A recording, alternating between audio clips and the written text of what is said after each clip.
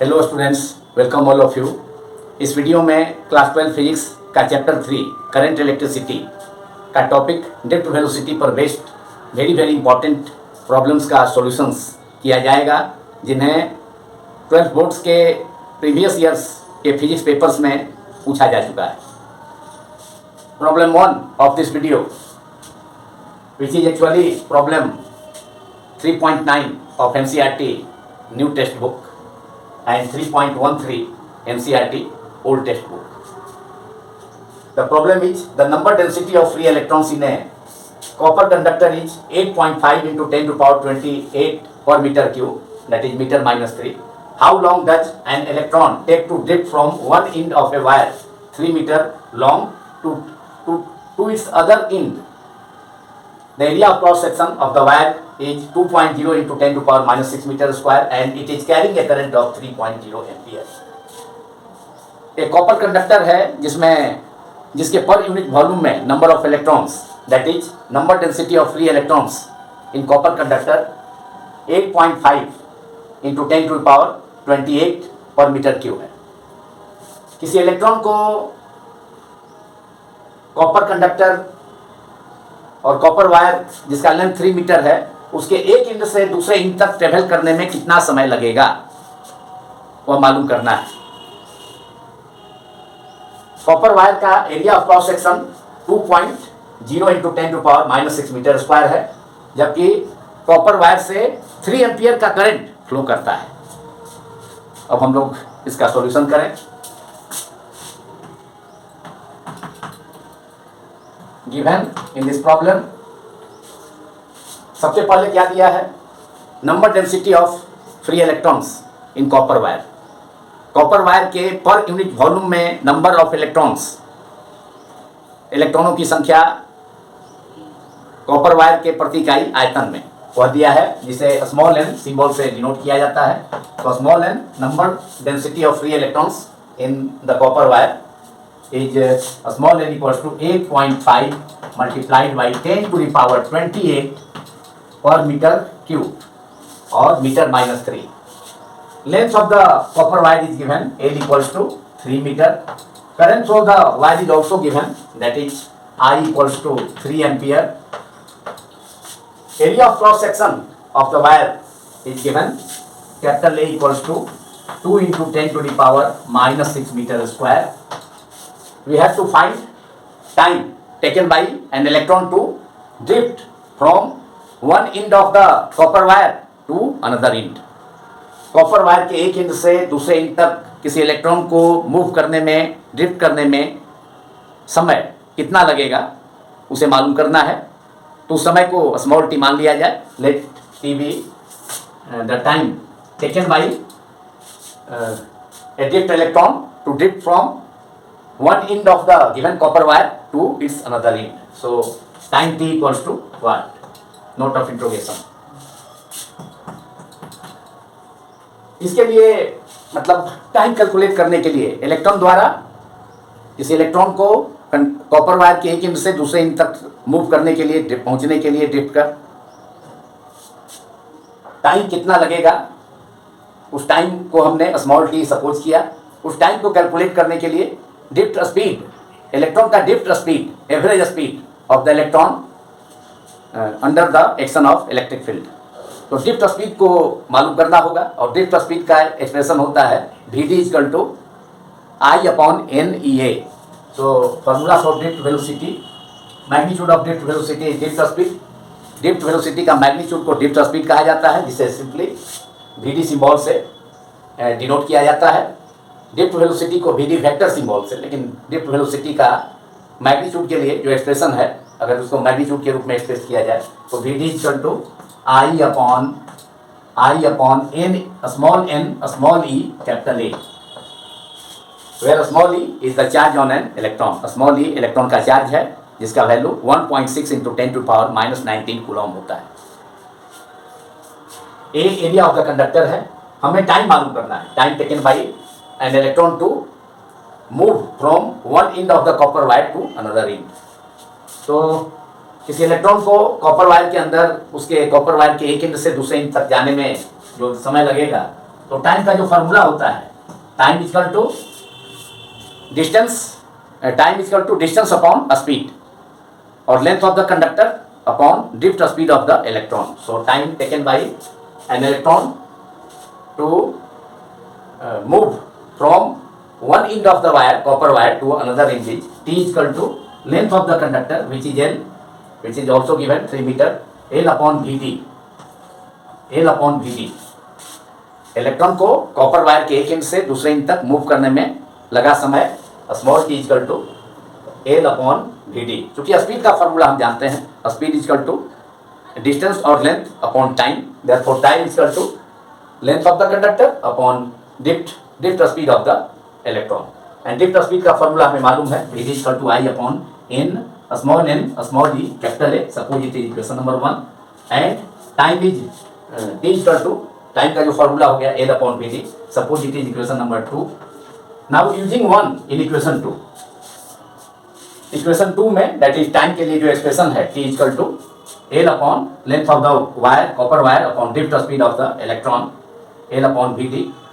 क्योंकि speed is equal to length upon time, so time is equal to length upon speed. So t is equal to L upon Vd. And Vd के लिए जो expression, Vd का जो expression होता है current के साथ रिलेशन, करंट के टर्म में, Vd is equal to I upon n small e small capital A. उस वैल्यू को इक्वेशन 2 के डिनोमिनेटर में पुट कर दिया जाए, क्योंकि डिनोमिनेटर में Vd है, ड्रिफ्ट वेलोसिटी है, time is equal to length of the wire, copper wire, upon drift speed. Magnitude of drift velocity is drift speed. So using 2 in equation 1, we can find the time taken by an electron to move from one end of the copper wire to its another end. So using equation 2 in equation 1, we get t is equal to, t is the time, equals to t is equal to L upon Vd is drift speed is I upon NEA. Equation 1 से हमने put कर दिया drift speed का formula I upon NEA, Vd के जगह पर, drift speed के जगह पर. तो time t equals to length of the wire, copper wire, L upon I upon small e capital A. Drift speed के जगह पर हमने रिप्लेस कर दिया I upon small e capital A. That is equals to L multiplied by small e capital A upon I. तो time के लिए expression हमने, फाइनल एक्सप्रेशन टाइम के लिए हम लोगों ने मालूम कर दिया. t equals to small l multiplied by small n into small e multiplied by A. A is the area of the copper wire upon I is the current flows through the copper wire.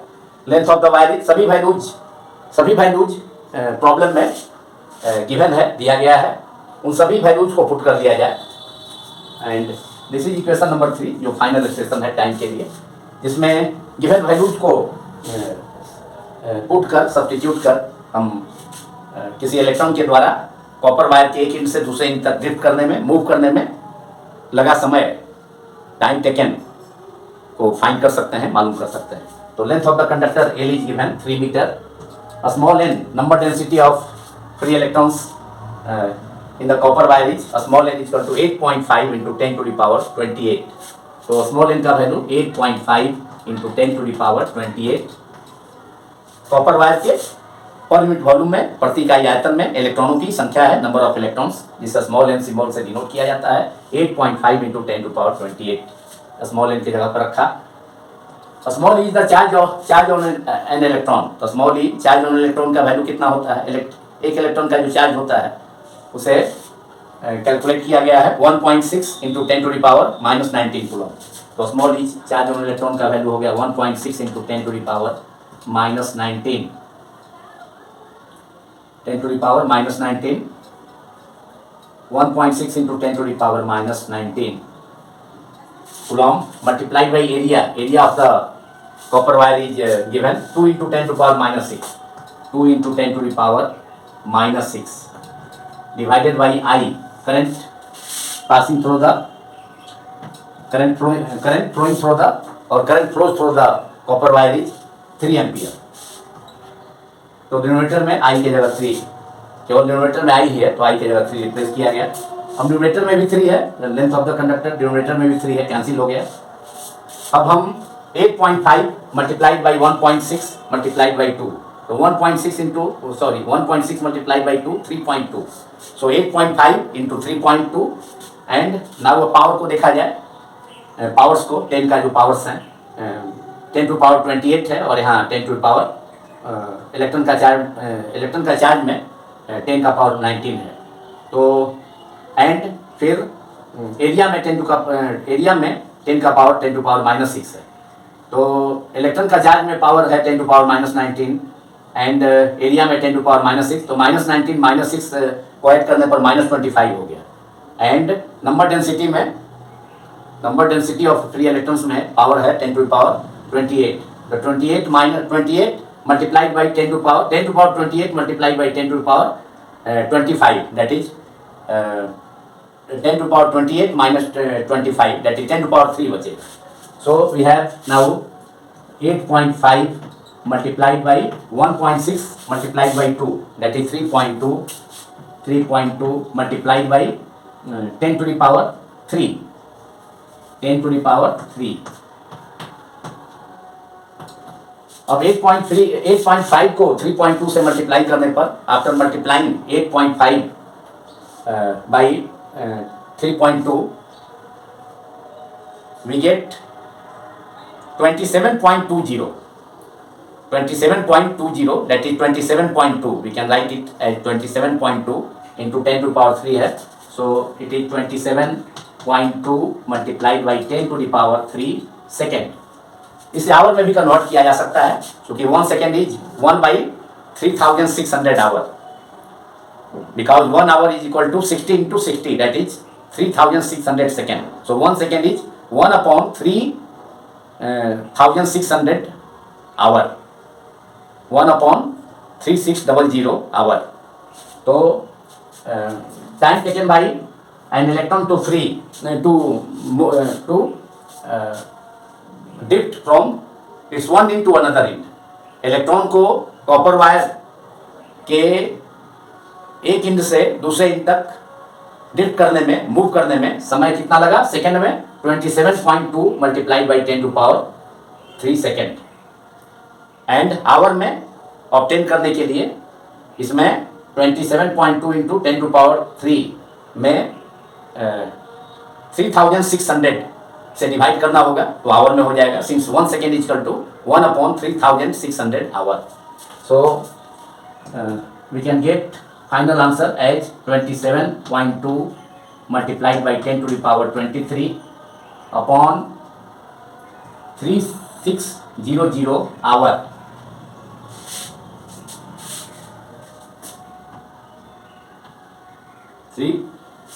And 3600 से numerator में, जो कि 27.2 into 10 to power 3 है, उसमें divide करने पर 3600 से numerator का टर्म 27.2 इंटू 10 टू पावर 3 में डिवाइड करने पर हमें इसका आंसर टाइम, मतलब आवर में टाइम 7 आवर 33 मिनट्स हम ऑब्टेन कर सकते हैं। तो 7 hour 33 minutes, 7h 33 minutes, this is the time, final time, that is time taken by a drifting electron to drift from one end of the copper wire to another end is, in second it is 27.2 into 10 to power 3 second, and in hour it is 27.2 multiplied by 10 to power 3 divided by 3600, and यह value hour में होगा, क्योंकि 1 second is equal to 1 by 3600 hour. So इसका value hour में calculation के बाद हम obtain कर सकते हैं, T equal to 7 hour 33 minutes. And this is the answer of this problem, problem number 1 of this video, and which is actually problem number 3.9 of NCERT new textbook, while 3.3 of NCERT old textbook। लेकिन very very important problem है जिसे 12th boards के physics 12th boards के previous years के physics papers में different boards में इस problem को और इस टाइप के प्रॉब्लम को पूछा जा चुका है।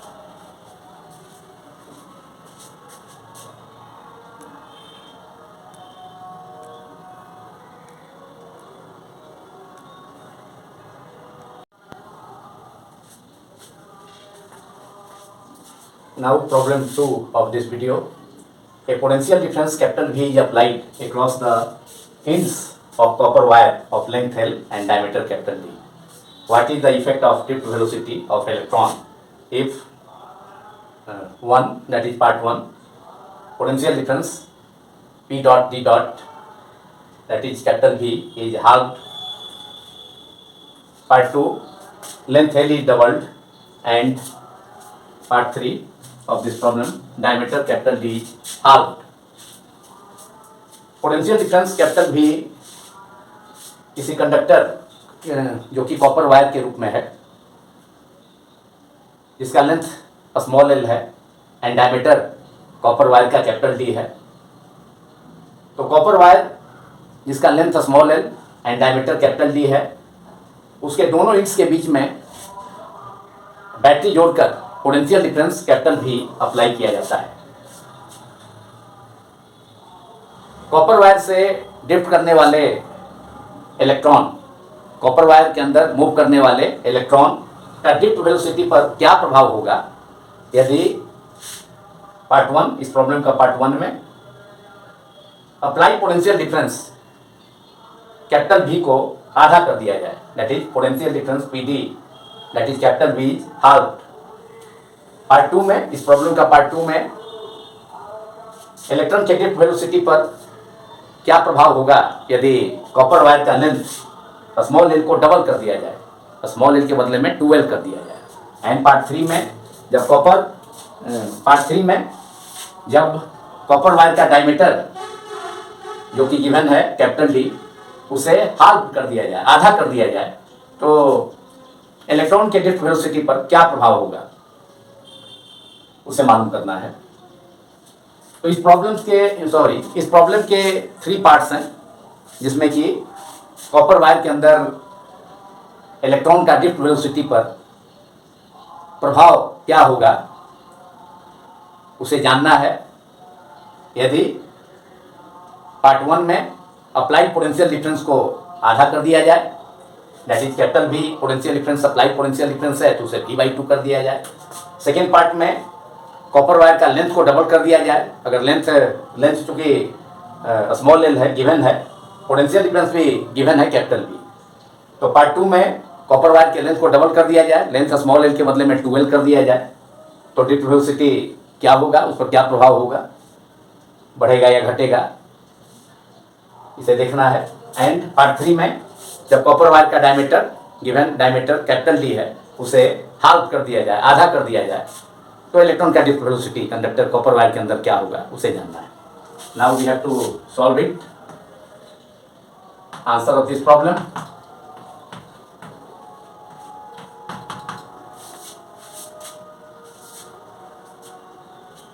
Expression for drift velocity VD vector equals to I upon I is the current flows through the copper wire, I upon a small n number density of free electrons in copper wire, तो I upon VD equal to VD vector, magnitude ले लिया जाएगा तो drift speed हो जाएगा, magnitude of drift velocity drift speed, but VD vector equal to I upon n small e capital A, drift velocity का जो magnitude के लिए एक्सप्रेशन होता है, VD वेक्टर का mod equals to I upon small e capital A.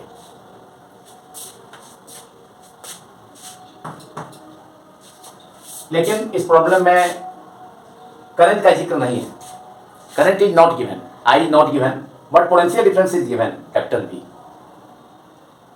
If R is the resistance of the copper wire, then we can replace I by V by R using Ohm's law. V is equal to IR, therefore current through the copper wire of resistance capital R under applied potential difference V is I equals to V upon R। Current का value होगा copper wire से जिसका resistance capital R है and जिसके ends के बीच में potential difference भी अप्लाई किया गया, तो I equals to current flow through the copper wire is I equals to V upon R. तो आई को हम रिप्लेस कर दें V upon capital R and denominator में ड्रिफ्ट ऑफ स्पीड का जो एक्सप्रेशन है मैग्नीट्यूड ऑफ ड्रिफ्ट वेलोसिटी, तो वी डी वेक्टर का mod of V D vector equals to I upon small n small E capital A. I की जगह हमने replace कर दिया ओम्स लॉ से V upon R and denominator में terms हैं small N number density of free electrons in the conductor, small E and small and capital A is the area of the copper wire, small E is the charge on the drifting electron. Drifting electron का charge है small E 1.6 into 10 to power minus 19 coulomb. So I replaced by V by R and in denominator it is a small n a small e into capital A. So V by R Vd is equal to V by R multiplied by denominator में ही small n a small e capital A। लेकिन यहाँ पर इस problem में इस question में copper wire का resistance का जिक्र नहीं है, लेकिन लेंथ का जिक्र है। कंडक्टर का लेंथ कितना है स्मॉल एन। तो रेजिस्टेंस को लेंथ के टर्म में एक्सप्रेस किया जा सकता है R equals to rho L upon A, where rho is the resistivity of the wire material, that is resistivity of copper. So in place of R, capital R, resistance of the copper wire, we can write R equals to rho L upon A multiplied by a small n a small e into capital A। A से cancel हो गया denominator में, क्योंकि resistance का formula होता है rho L upon A. Rho is the resistivity of the wire material, wire material is copper, copper wire, so resistivity of copper. L is the length of the conductor and A is area of the conductor. तो R equals to rho L upon A. अब area of the copper wire cancel हो गया denominator में, denominator में ही मतलब रो L upon ए, मतलब rho L के denominator में ए है and V upon N small E into capital A है जो ड्रिफ्ट स्पीड का फॉर्मूला है। तो उसमें रेडियस एरिया कैंसिल हो गया। तो फाइनली अब ड्रिफ्ट वेलोसिटी का magnitude of drift velocity that is drift speed D D equals to V upon potential V the potential difference applied across the copper wire. Capital V copper wire के cross, copper wire के ends के बीच में, दोनों ends के बीच में, दोनों सिरे के बीच अप्लाइड पोटेंशियल डिफरेंस है, जिसे बैटरी जोड़ करके पोटेंशियल डिफरेंस सेटअप किया गया है डीसी बैटरी जोड़ कर। तो ड्रिफ्ट स्पीड के लिए final expression V D equals to capital V upon rho L small n into small e. तो फाइनल एक्सप्रेशन हम लोगों ने ऑब्टेन कर लिया। सेम चीज इक्वेशन नंबर 1। अब इस एक्सप्रेशन से यह क्लियर है कि drift velocity, magnitude of drift velocity that is drift speed V D directly proportional to V। इस एक्सप्रेशन में कैपिटल V न्यूमरेटर में है। तो इससे क्या रिजल्ट मिला? It is clear that V D drift that is magnitude of drift velocity that is drift speed directly proportional to applied potential difference capital V। तो अगर पोटेंशियल डिफरेंस को बढ़ाया जाएगा तो ड्रिफ्ट वेलोसिटी भी उसी रेशियो में डायरेक्टली प्रोपोर्शनल है, उसी रेशियो में बढ़ेगा। And drift velocity, second information इससे यह है कि ड्रिफ्ट स्पीड जो है और मैग्नीट्यूड ऑफ ड्रिफ्ट वेलोसिटी वह कॉपर वायर का, यहाँ जो वायर है कंडक्टर, कॉपर वायर का लेंथ के इन्वर्सली प्रोपोर्शनल है। तो that is V D varies as 1/L। इसका मतलब है कि अगर कॉपर वायर का लेंथ को बढ़ाया जाएगा तो ड्रिफ्ट वेलोसिटी घटेगा। इस प्रॉब्लम में का पार्ट 2 में length of the copper wire small L doubled, जब लेंथ डबल होगा तो ड्रिफ्ट वेलोसिटी घटेगा, हाफ हो जाएगा। एंड जब पोटेंशियल डिफरेंस हाफ होगा तो ड्रिफ्ट वेलोसिटी भी हाफ होगा, क्योंकि V D drift velocity directly proportional to potential difference capital V and drift velocity is inversely proportional to length of the copper wire that is V D varies as 1/L and V D varies as capital V। So part A का answer होगा if what is the effect of drift velocity, what is the effect of drift velocity of electron if potential difference across the copper wire is halved। तो potential difference को half करेंगे, आधा करेंगे, तो drift velocity भी आधा हो जाएगा। तो drift velocity, new drift velocity कितना हो जाएगा, वह Vd/2 हो जाएगा। न्यू ड्रिफ्ट वेलोसिटी भी हाफ हो जाएगा, that is drift velocity is half if potential difference V is half. तो पोटेंशियल डिफरेंस को V को हाफ करेंगे, आधा करेंगे, तो ड्रिफ्ट वेलोसिटी भी हाफ हो जाएगा। इसलिए कि drift velocity Vd varies as V है, पोटेंशियल डिफरेंस के डायरेक्टली प्रोपोर्शनल है, जबकि लेंथ के इनवर्सली प्रोपोर्शनल है। क्योंकि लेंथ इस एक्सप्रेशन में ड्रिफ्ट स्पीड का जो एक्सप्रेशन है, ड्रिफ्ट वेलोसिटी के magnitude that is drift speed का, उसमें लेंथ डिनोमिनेटर में है, जबकि पोटेंशियल डिफरेंस न्यूमरेटर में है। तो if length, if potential difference is half then drift velocity, जो कि सपोज किया जाए ड्रिफ्ट वेलोसिटी Vd है, ड्रिफ्ट वेलोसिटी का सिंबल Vd होता है, suffix V small v suffix में स्मॉल d। तो ड्रिफ्ट वेलोसिटी अगर ओरिजिनल ड्रिफ्ट वेलोसिटी Vd है, तो जब पोटेंशियल डिफरेंस कैपिटल V है कॉपर वायर के इंच के क्रॉस, तो अब पोटेंशियल डिफरेंस को हाफ कर दिया जाए तो ड्रिफ्ट वेलोसिटी भी डायरेक्टली प्रोपोर्शनल है पोटेंशियल डिफरेंस के, तो ड्रिफ्ट वेलोसिटी भी हाफ हो जाएगा Vd/2, that is drift velocity is half when potential difference is half. Potential difference को आधा करने पर, हाफ करने पर ड्रिफ्ट वेलोसिटी भी आधा हो जाएगा, हाफ हो जाएगा।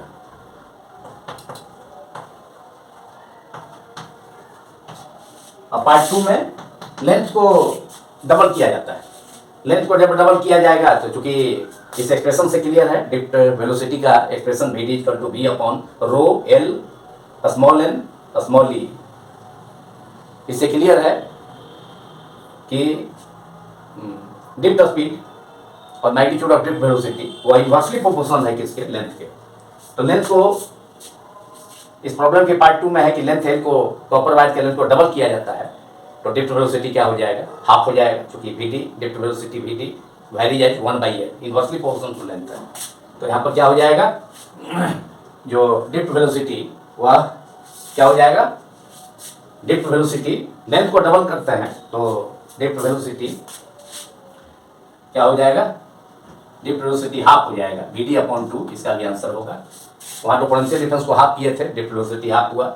यहाँ लेंथ को डबल कर दिए, मतलब लेंथ को 1 के बदले में 2L कर दिए, तो ड्रिफ्ट वेलोसिटी जो है, न्यू ड्रिफ्ट वेलोसिटी जो होगा दैट इज Vd/, इनिशियल जो ड्रिफ्ट वेलोसिटी है उसका हाफ हो जाएगा। क्योंकि सिंस Vd जो है drift speed inversely proportional to 1/L, इसलिए हम लिख सकते हैं इसे Vd2 बाद का ड्रिफ्ट वेलोसिटी लेंथ को हाफ करने पर, और शुरू में ड्रिफ्ट वेलोसिटी जब लेंथ को हाफ नहीं किए, लेंथ L है तो ड्रिफ्ट वेलोसिटी Vd1 है, तो ये हो जाएगा, रेशियो क्या हो जाएगा, Vd varies as 1/L, therefore Vd2, जब लेंथ को डबल किया गया है तब इलेक्ट्रॉन का ड्रिफ्ट स्पीड कॉपर वायर में Vd2, और जब लेंथ L है कंडक्टर का, लेंथ को डबल नहीं किया गया है तो इनिशियल ड्रिफ्ट वेलोसिटी Vd1 है, तो रेशियो क्या हो जाएगा, Vd2/Vd1 इक्वल्स टू L1/L2, क्योंकि लेंथ के इनवर्सली प्रोपोर्शनल, Vd2 ऊपर में है, बाद का ड्रिफ्ट वेलोसिटी लेंथ डबल करने पर, तो Vd2/Vd1 इक्वल्स टू क्या हो जाएगा, V1/V2, V2 नीचे चला जाएगा, ड्रिफ्ट वेलोसिटी जो होगा, सॉरी L1/L2, क्योंकि ड्रिफ्ट वेलोसिटी लेंथ के इनवर्सली प्रोपोर्शनल है, देयरफॉर Vd2, जब लेंथ को डबल कर दिया गया कॉपर वायर के लेंथ को, तो ड्रिफ्ट वेलोसिटी Vd2 मान ले सपोज किया, एंड जब लेंथ L है शुरू में, L मतलब L1, तो ड्रिफ्ट वेलोसिटी कितना हो गया, ड्रिफ्ट वेलोसिटी हो गया Vd1, therefore Vd2, since Vd drift speed inversely proportional to 1/L, therefore Vd2/Vd1 equals to L1/L2, Vd2 ऊपर में है, बाद में ड्रिफ्ट वेलोसिटी लेंथ डबल करने पर, तो length L2 equal to 2L है, तो डिनोमिनेटर में होगा, एंड Vd1 डिनोमिनेटर में है, तो L1 जो ओरिजिनल लेंथ है, जब ओरिजिनल लेंथ L है, L1 इक्वल टू L, तो ड्रिफ्ट वेलोसिटी Vd1 है, ये हो गया L1/L2, दैट इज L1 तो L है, और L2 कितना है, L2 हो गया, डबल कर दिया गया 2L, L से L कैंसिल हो गया, तो दैट इज 1/2, दैट इज बाद का जो ड्रिफ्ट वेलोसिटी है Vd2, वो ओरिजिनल जब लेंथ को डबल कर दिया गया कॉपर वायर का, तो वह जो है, जो ओरिजिनल इनिशियली ड्रिफ्ट वेलोसिटी है, इनिशियली प्रारंभ में जब लेंथ L है, तो उसका कितना हो जाएगा, 1/2 हो जाएगा, Vd2/Vd1 बराबर 1/2, that is Vd2 is the drift velocity of electron in the copper wire when length is double. So Vd2 is equal to क्या हो जाएगा, 1/2 into Vd1, that is Vd1 upon 2, that is initial में drift velocity Vd है उसका आधा हो गया Vd upon 2, Vd1 को Vd सपोज कर लें तो Vd अपॉन 2, कौन चीज Vd2 हो जाएगा Vd2 means drift velocity of electron or magnitude of drift velocity of electron, that is drift speed when of electron of the drifting free electron inside the copper wire when its length is doubled, तो drift velocity Vd2 है, हमने suppose किया है, तो वह Vd1 जो initial drift velocity है जब लेंथ कंडक्टर वायर का L है उसका हाफ हो जाएगा, और Vd1 को हम Vd लिखते हैं ओरिजिनल ड्रिफ्ट वेलोसिटी को, तो Vd/2 हो गया। तो पार्ट 1 में का आंसर हुआ कि जब पोटेंशियल डिफरेंस को हाफ किया जाएगा तो ड्रिफ्ट वेलोसिटी जो कि potential difference Vd equal to, numerator में पोटेंशियल डिफरेंस है V, कैपिटल V, जो एक्सप्रेशन है ड्रिफ्ट वेलोसिटी का हमने ऑब्टेन किया Vd equal to capital V upon rho L n small n into small e। Rho resistivity किसी wire material के लिए, कंडक्टर के मटेरियल के लिए कांस्टेंट होता है और ज्योमेट्री लेंथ पर डिपेंड नहीं करता है, लेंथ को डबल भी कर देंगे लेकिन उस मटेरियल का रेजिस्टिविटी पर कोई प्रभाव नहीं पड़ेगा। तो ज्योमेट्री पर डिपेंड नहीं करता है resistivity of a conductor. Geometry का मतलब हुआ उसका लेंथ, एरिया, साइज, etc। तो फर्स्ट पार्ट का आंसर हो गया, पोटेंशियल डिफरेंस को हाफ कर देंगे तो ड्रिफ्ट वेलोसिटी भी, ओरिजिनल ड्रिफ्ट वेलोसिटी अगर Vd है या पोटेंशियल डिफरेंस कैपिटल V है तो उसका आधा हो गया Vd upon 2। And second part का भी आंसर हो गया, when length is doubled then drift velocity of electron inside the copper wire is halved। Length double हुआ तो आधा हो गया, कैसे हुआ उसको हमने यहाँ मैथमेटिकली भी ऑब्टेन किया। एंड पार्ट 3 का आंसर, ड्रिफ्ट वेलोसिटी पर क्या प्रभाव होगा, इलेक्ट्रॉन का ड्रिफ्ट वेलोसिटी, कॉपर वायर में इलेक्ट्रॉन का ड्रिफ्ट वेलोसिटी पर क्या प्रभाव होगा जब डायमीटर को आधा कर दिया जाए। Diameter part 3 of this problem is diameter capital D is half. तो डायमीटर को हम आधा कर देंगे तो कोई प्रभाव नहीं पड़ेगा ड्रिफ्ट स्पीड पर, क्योंकि एक्सप्रेशन में देखा जा सकता है, जो हमने एक्सप्रेशन ऑब्टेन किया है ड्रिफ्ट स्पीड के लिए, ड्रिफ्ट स्पीड का पोटेंशियल डिफरेंस के टर्म में, कैपिटल V के टर्म में, वह है Vd equals to capital V upon rho L small n into small e। Small n क्या है, number density of free electrons in the copper wire. Copper wire के प्रति इकाई आयतन में इलेक्ट्रॉनों की संख्या है, कॉपर वायर के पर यूनिट वॉल्यूम में नंबर ऑफ इलेक्ट्रॉन्स है, जिसे number density of free electrons कहा जाता है, जिसका सिंबल स्मॉल n होता है। तो इस फार्मूला में मतलब ड्रिफ्ट वेलोसिटी का मैग्नीट्यूड के लिए जो फार्मूला हमने लिखा, drift speed Vd equal to capital V upon rho L small n small e, इसमें कहीं भी डायमीटर का टर्म नहीं है। कॉपर वायर का डायमीटर इसमें न न्यूमरेटर में है न डिनोमिनेटर में है, तो इसलिए अगर डायमीटर को हाफ किया जाता है, कॉपर वायर के डायमीटर को आधा कर दिया जाता है, हाफ कर दिया जाता है, तो ड्रिफ्ट वेलोसिटी ऑफ इलेक्ट्रॉन पर, कॉपर वायर के अंदर इलेक्ट्रॉन के ड्रिफ्ट वेलोसिटी पर कोई प्रभाव नहीं पड़ेगा। So drift velocity of electron will remain unchanged because drift velocity is independent of diameter of the copper wire। drift velocity wire के, कंडक्टर के डायमीटर पर डिपेंड नहीं करता है, that is drift velocity does not depend on the diameter of the conductor according to this expression Vd equal to capital V upon rho L small n small e। इसमें diameter का term नहीं है, न तो इस expression के numerator में न ही डिनोमिनेटर में। तो answer of part 3 is drift velocity of electron in the copper wire will remain unchanged, कोई प्रभाव नहीं पड़ेगा, अनचेंज रहेगा drift velocity of electron in the wire, copper wire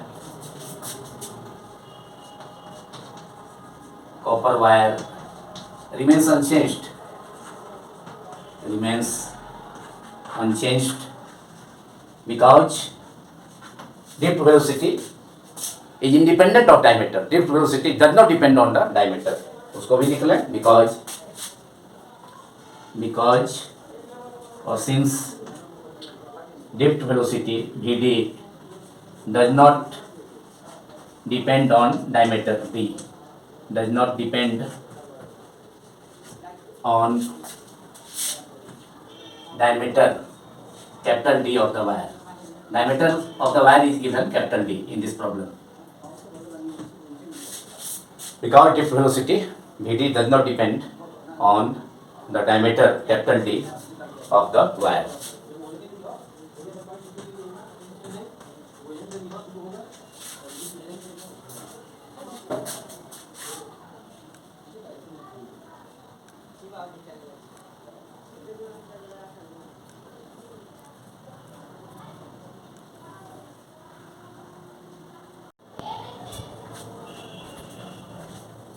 Now problem 3, which is the last problem of this video. Two metallic wires P1 and P2 of the same material and same length but different cross-sectional areas A1 and A2, capital A1 and capital A2 are joined together and connected to a source of EMF, that is connected to a battery, say EMF capital E. Find the ratio of drift velocities of free electrons in the two wires when they are connected in series, which is shown in figure 1. Both metallic wires P1 and P2 are connected in series so that same current will flow through each of the wires. Same current flow करता है series connection में, हम जानते हैं. तो जो दोनों metallic wires को P1 एंड P2 को सीरीज कनेक्शन में जोड़ा जाएगा और इस पूरे कम्बिनेशन को एक बैटरी से सोर्स ऑफ EMF से कनेक्ट कर दिया जाएगा. तो सेम करंट इस सर्किट में फ्लो करेगा, ईच ऑफ द कंडक्टर से सेम करंट फ्लो करेगा. And in part 2, both conductors are connected in parallel as shown in figure 2. In parallel connection, potential difference across each of the conductors, each of the metallic wires will be the same. Potential difference will be the same, but current will be different. तो इस problem में दो metallic wires हैं P1, capital P1 and capital P2, जिनके जो कि same material के हैं. मतलब सपोज किया जाए बोथ मेटलिक वायर्स कॉपर का है, तो मटेरियल सेम है एंड लेंथ भी सेम है. P1 एंड P2 दो बोथ मेटलिक वायर्स का लेंथ भी सेम है, लेकिन उनके एरियाज, क्रॉस सेक्शनल एरियाज अलग अलग हैं. P1 का मेटलिक वायर P1 का एरिया सपोज किया जाए, P1 का एरिया प्रॉब्लम में ही दिया है A1 है, एंड जो सेकेंड मेटलिक वायर है P2 उसका एरिया प्रॉब्लम में A2, कैपिटल A2 गिवन है, दिया गया है. तो अब बोथ मेटलिक वायर्स में ड्रिफ्ट वेलोसिटीज, फ्री इलेक्ट्रॉन्स के ड्रिफ्ट वेलोसिटीज का रेशियो कैलकुलेट करना है, मालूम करना है. जब फर्स्ट सिचुएशन में बोथ मेटलिक वायर्स को सीरीज कनेक्शन में जोड़ा जाता है जिससे कि सेम करंट फ्लो करेगा बोथ मेटलिक वायर से, एंड सेकेंड सिचुएशन में केस 2 में both metallic wires P1 and P2 जिनके areas of cross section A1 and A2 है उन्हें कनेक्ट किया जाता है पैरेलल में, जिससे कि बोथ वायर्स से होकर करंट तो डिफरेंट फ्लो करेगा, डिफरेंट करंट्स से I1 एंड I2 फ्लो करेगा A1 एंड ये P1 एंड P2 से सपोज किया जाए रेस्पेक्टिवली. लेकिन potential difference each of the conductors के क्रॉस, ईच कंडक्टर के क्रॉस पोटेंशियल डिफरेंस सेम होगा, जो कि यहाँ सप्लाई वोल्टेज के इक्वल होगा. So now we have to solve this problem. First, when both wires are connected in series, that is in series connection of metallic, both metallic wires, that is two metallic wires P1 and P2, metallic wires P1 and P2, current I will be the same. Series connection में हम जानते हैं two conductors और to resistors के series connection में current same flow करता है, तो करंट सेम फ्लो करेगा. ड्रिफ्ट वेलोसिटीज का रेशियो बोथ वायर से होकर के कैलकुलेट करना है. तो first wire P1, first metallic wire P1, second metallic wire P2, उनके एरियाज हैं A1 and A2 respectively. Series connection में जब जोड़ा गया है तो करंट सेम होगा. Therefore drift velocity that is magnitude of drift velocity of free electrons in metallic wire P1 or conductor P1 is Vd1. So Vd1 equals to I upon current same होगा, small n number density of electrons, free electrons n e, क्योंकि both wire same material के बने हैं, same material के हैं, तो number density of electrons, free electrons भी same होगा, स्मॉल n भी सेम होगा, charge on each electron same ही होगा. So Vd1 is equal to I upon ne A1, area first conductor P1 का A1 है, and Vd2 is the drift velocity of free electrons in second conductor, second metallic wire P2 when connected in series. तो current तो उसमें भी same होगा, I ही होगा, upon n number density of free electron same होगा, charge E है, small E है, and area second metallic wire का A2 है. So Vdt equal to Vd2 is the drift velocity of free electrons in metallic wire P2 when connected in series is Vd2 is equal to I upon small n small e A2. क्योंकि दोनों का ratio हमें मालूम करना है, both metric wires में drift velocities का ratio मालूम करना है. सो देयरफॉर Vd1, ये first wire metric wire P1 में, ये P1 में ड्रिफ्ट वेलोसिटी है, अपॉन Vd2 सेकेंड वायर में ड्रिफ्ट वेलोसिटी. अब दोनों का रेशियो Vd1 अपॉन Vd2, दोनों को डिवाइड करना है. Vd1 I upon small n small e capital A1 and Vd2 I upon small n small e E2. So I upon small n small e A1 capital A1 upon I upon small n small e capital A2. V2 का value भी Vd2 का value रख दिया गया. Vd2 is the drift velocity of free electrons in metallic wire, second metallic wire P2. Area उसका A2 है, length तो same ही है, नंबर डेंसिटी फ्री इलेक्ट्रॉन्स के दोनों मेट्रिक वायर्स में सेम होगा, इसलिए कि बोथ मेट्रिक वायर्स एक ही सेम मटेरियल के बने हुए हैं, इसलिए number density of free electrons उनमें सेम होगा, स्मॉल n सेम होगा, लेंथ भी सेम है, लेकिन एरियाज उनके अलग अलग हैं. मेट्रिक वायर P1 का एरिया A1 है गिवन प्रॉब्लम में, and metallic wire P2 second metallic wire P2 का एरिया A2 है. अब सभी कैंसिल हो जाएंगे, सेम करंट है सीरीज कनेक्शन में, n से भी n, a से भी e से भी कैंसिल हो जाएगा, केवल A2 नीचे है, डिनोमिनेटर में है, तो A2 upon that is 1 by A1 upon 1 by A2, that is A2 upon A1, that is Vd1 by Vd2 is equal to A2 upon A1. यह आंसर हो गया, इस पार्ट का फर्स्ट पार्ट का आंसर हो गया. मैंने ड्रिफ्ट वेलोसिटीज का जो बोथ मेट्रिक वायर्स में रेशियो है, उनके एरिया जो क्रॉस सेक्शन का इनवर्सली प्रोपोर्शनल है. Vd1 ऊपर डिनोमिनेटर में है, तो एरिया A1 नीचे में है, राइट हैंड साइड में डिनोमिनेटर में. Vd2 डिनोमिनेटर में है LHS में, तो A2 उसका जो एरिया है ड्रिफ्ट वेलोसिटी, मतलब सेकेंड मेट्रिक वायर P2 में फ्री इलेक्ट्रॉन्स का ड्रिफ्ट वेलोसिटी Vd2 डिनोमिनेटर में है, इसमें LHS में, तो एरिया उसका जो एरिया है सेकेंड मेट्रिक वायर P2 का, वो न्यूमरेटर में है. Therefore Vd1 upon Vd2 equals to A2 by A1. Vd1 is the drift velocity of free electrons in metric wire P1, and Vd2 is the drift velocity of free electrons in metric wire P2. तो both metric wires P1 and P2 में drift velocities का ratio जब both wires को series connection में connect किया जाता है, तो Vd1 upon Vd2 equals to A2 capital A2 upon capital A1. When both metric wires P1 and P2 of areas of cross section A1 and A2 are connected in series, then the ratio of drift velocities in both metric wires Vd1 by Vd2 equals to capital A2 by capital A1, that is inversely proportional to the area of cross section of both wires. तो part 1 का answer आ गया.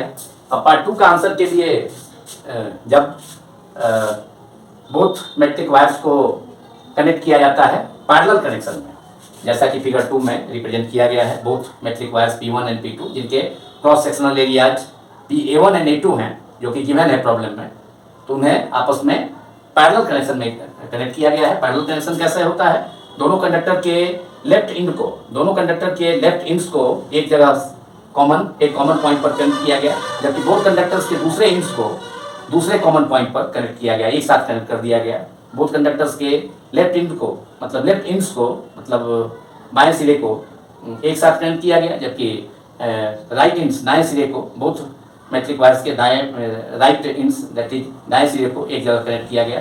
तो इस connection को, जिससे कि both metallic wires में current तो अलग अलग फ्लो करेगा। सपोज किया जाए P1 में जो मेन करंट आई है बैटरी से, तो उसका मेटलिक वायर P1 में I1 करंट फ्लो करेगा, जबकि मेटलिक वायर P2 में I2 करंट फ्लो करेगा। क्योंकि करंट का डिवीजन हो जाएगा पैरेलल कनेक्शन में, पैरेलल कनेक्शन ऑफ कंडक्टर्स और रेजिस्टर्स में करंट का मेन जो करंट होता है उसका डिवीजन हो जाता है 2 और मोर देन 2 रेजिस्टर्स और conductors when if they are connected in parallel. लेकिन ईच कंडक्टर के क्रॉस जो पोटेंशियल डिफरेंस होगा वह सेम होगा। ईच कंडक्टर के क्रॉस जो पोटेंशियल डिफरेंस होगा वह यहाँ पर, अगर जो से जिस सेल से कनेक्ट किया गया है उसका इंटरनल रेजिस्टेंस 0 है, तो उसका जो ईएमएफ होगा वह सेल का पोटेंशियल डिफरेंस के बराबर होगा, और वह सप्लाई वोल्टेज ही ईच मेटलिक वायर के क्रॉस पोटेंशियल डिफरेंस के इक्वल हो जाएगा, equal to V। So when both metallic wires are joined in parallel connection, then potential difference across each of the metallic wires will be the same. Let it is V. Capital V is the potential difference across each of the metallic wires, which is equal to the supply voltage or EMF of the source, that is battery, if its internal resistance is 0. So write down solution of part 2 or answer of part 2. For answer of part 2, in parallel connection of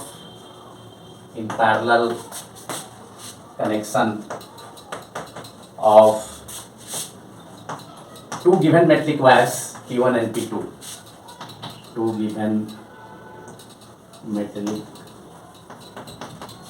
wires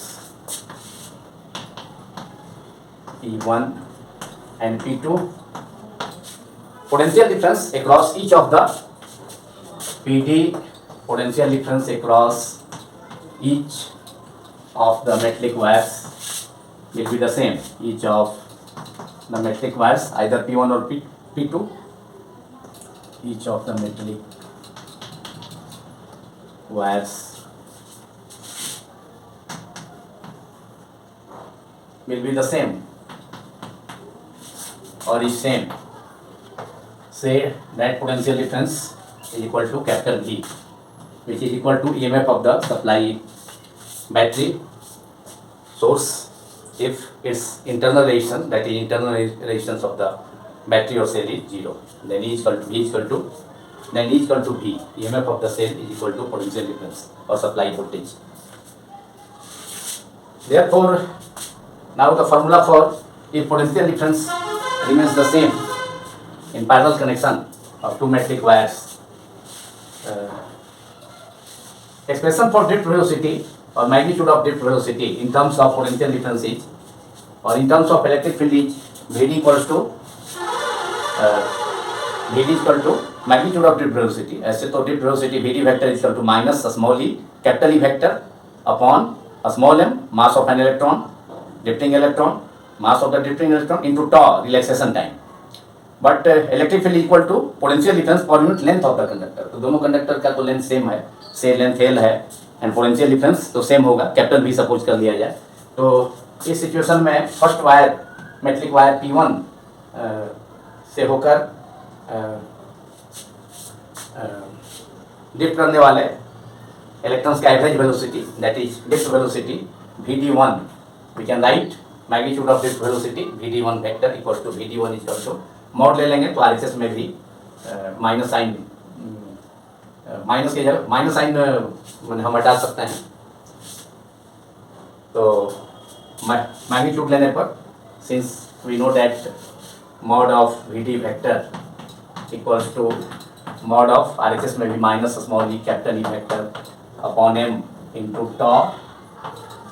अब mod ले लिया गया है दोनों side में, इसलिए left hand side में भी mod of Vd vector magnitude of drift velocity is drift speed Vd, analysis में माइनस स्मॉल ई capital E vector small M into tau का मॉड लेने पर क्या हो जाएगा, यहाँ भी माइनस हट जाएगा तो स्मॉल ई capital E M upon tau. Negative का मॉड निगेटिव ही होता है, माइनस माइनस प्लस हो जाता है। पॉजिटिव क्वांटिटी का मॉड पॉजिटिव ही होता है, जैसे +3 का मॉड ऑफ +3 इज ++3 एंड -3 का मॉड -3, तो -3 +3 हो जाता है. तो Vd equal to small E capital E upon small M into tau. So we can write drift velocity for first conductor, drift velocity of free electrons, that is average velocity of free electrons in metallic wire. P1 is given by Vd1 equals to and we can write capital E as a small e upon m. We write RHS of this equation is as E by m into capital E is written as, can be written as V by L. Electric field, capital E is the magnitude of electric field. So electric field is potential difference per unit length, V by L into tau, and a small m is the mass of a drifting electron. A small e is the charge of that drifting electron. So Vd1, that is drift velocity of drifting electrons in metallic wire. Metallic wire P1 is Vd1 equals to, in terms of potential difference, जो कि parallel connection में figure 2 में जैसा represent किया गया है, potential difference same होगा each of the metric wire के cross. So it is Vd1 equals to small e by M multiplied by V by L. Length तो सेम है बोथ मेट्रिक वायर्स का, तो यहाँ पर L1 equal to L2 equal to L से, लेकिन areas अलग अलग है. तो V by L into tau is the average time interval between two successive collisions between electron and positive ion inside a conductor. So Vd1 is equal to E by m multiplied by V by L. Electric field is capital E is replaced by potential difference V upon L into tau is the relaxation time. Say it is equation number 1. Vd1 equal to a small e by a small m into capital V by L, electric field के जगह replace किया गया, multiplied by tau, and Vd2, that is drift velocity of electrons, free electrons in metallic wire P2, which is connected in parallel to the first metallic wire P1. So Vd2, drift magnitude of drift velocity, that is drift speed of free electrons in metallic wire P2 is also equal to E by m, E by a small m multiplied by electric field. Potential difference is same, length is also same, so it is V by L again. In place of capital E, electric field, magnitude of electric field, we can write V by L. Potential difference same होगा parallel connection में, जैसा कि मैंने शुरू में ही बताया. Length भी both metric wires का सेम है एंड मटेरियल भी सेम है, तो नंबर डेंसिटी ऑफ इलेक्ट्रॉन्स भी सेम था. फर्स्ट केस में हम देखे थे, फर्स्ट फॉर्मूला जो यूज किए थे इसका मतलब करंट के टर्म में Vd equal to I upon small E into capital A. तो वहाँ number of density of free electrons both metric wires के लिए सेम था, तो दोनों कैंसिल हो गया था. और यहाँ पर Vd2 drift velocity of free electrons, magnitude of drift velocity, that is drift velocity, drift speed of free electrons in metallic wire P2 is equal to a small e by a small m multiplied by V by L in place of electric field multiplied by tau. Potential difference same है, तो यहाँ पर भी V ही होगा. Suppose it is equation number 2 in Roman. Dividing 1 by 2, we have to find ratio of magnitude of drift velocities, that is drift speed in both metallic wires. So dividing 1 by 2, we have Vd1 drift velocity of free electrons in metallic wire 1, metallic wire P1, and Vd2 is the drift velocity of drift velocity of free electrons in metallic wire A2. So it is Vd2 and Vd1 drift velocity of free electrons in metallic wire A1. So Vd1 by Vd2, we have to find this ratio. Vd1 by Vd2 equals to a small e by m, a small m multiplied by V by L multiplied by tau divided by Vd2. Vd2 is also e by m into V by L into tau. Vd1 is a small e by m, a small m into V by L into tau, and Vd2 is also the same, since potential difference V and length of both metallic wires is the same. So Vd2 is e by a small e by m multiplied by V by L multiplied by tau. तो numerator denominator में same terms हैं, इसलिए सभी cancel हो जाएंगे. Therefore ratio Vd1 by Vd2 is equal to 1 by 1, that is 1 by 1 ratio हो गया drift velocity of free electrons in both metallic wires, that is Vd1 by Vd2 equals to 1 by 1, and this is the answer of part 2 of this problem. Now this video is completed. Thanks all of you for watching my YouTube channel Physics Quantum Classes.